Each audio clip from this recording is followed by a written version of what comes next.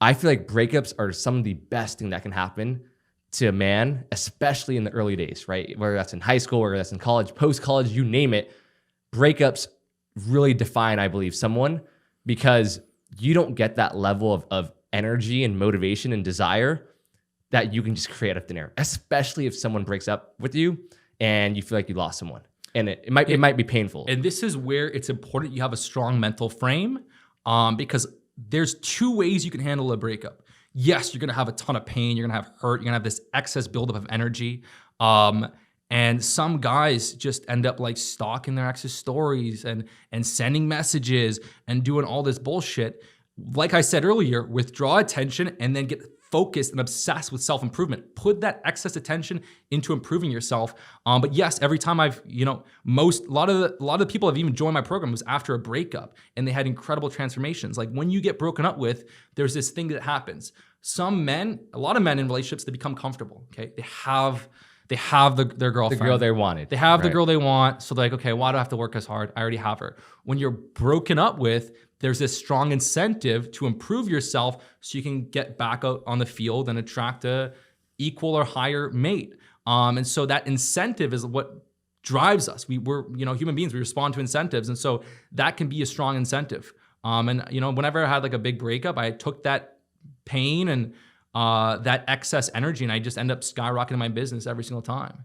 Dude, me too. Yeah. Every single time I've had a breakup, it's health or money wise, I feel like I've skyrocketed. So 1000%. Okay. And if you do everything I'm saying, okay, if you do everything I'm saying, you get like, if you had her then and you withdraw attention and build your offer up and communicate well and be a good person, they're gonna come back. They're gonna come back like without fail.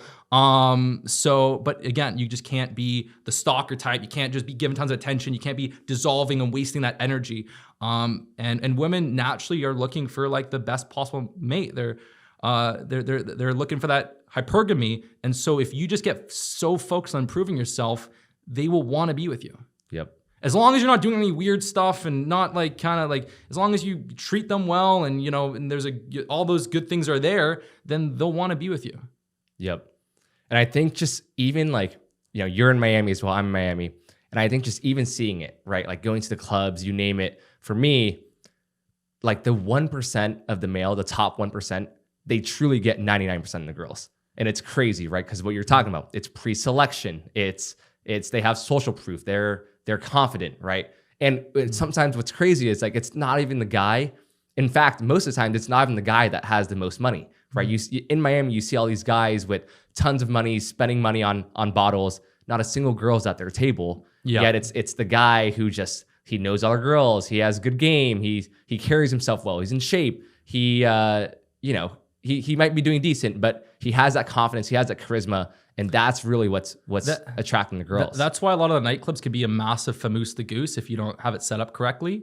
If you're 4 or 5 guys dropping a bunch of money on some bottles and you're in a table just with yourself, you're not gonna go very, very far. Yeah. But if you're the one of 2 or 3 guys at a table with 10 chicks, you have a way bigger advantage. Yep. If the other guys are worth 100 million and you freaking are sitting on 5K in your bank account, but you got all the girls with you, that pre-selection is way more powerful. Yep. And again, it's like when you're in a club, that's what people are looking at as far as status. It's like, who is there with the chicks? Like, I mean, if I was walking into a club and I had like 2 beautiful models with me and I walk by Leo and he's there with his buddies, my value's higher.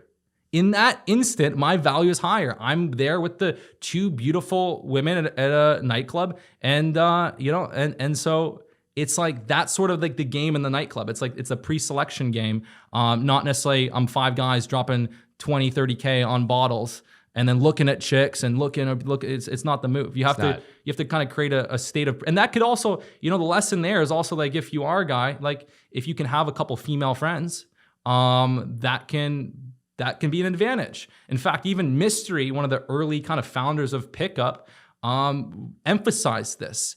He would focus heavily on pre-selection because it was that powerful. Yep. It's just a thing, right? And this what's funny is pre-selection, all the stuff, it really just ties back down to just standard marketing and like what drives us as humans, right? Our emotions, right? If everybody wants something, you're going to want it.